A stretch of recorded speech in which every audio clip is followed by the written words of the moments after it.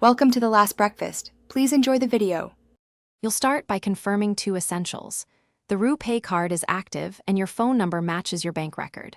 Once done, open Google Pay and go directly to payment methods. Tap Add Credit or Debit Card to begin. The app will prompt for card details or let you scan. Enter the 16-digit number, expiry date, and CVV, then make sure the billing address matches your bank record so verification messages align correctly. Now handle verification.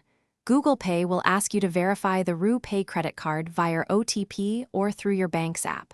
If OTP is selected, wait for the SMS and enter it immediately.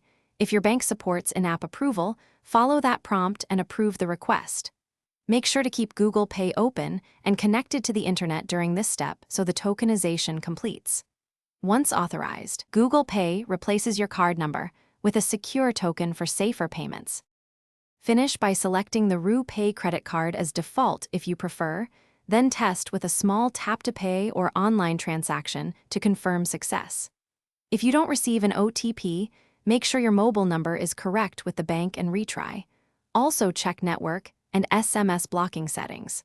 If tokenization or authorization fails repeatedly, contact your bank to confirm Rupay support for Google Pay and to clear any merchant.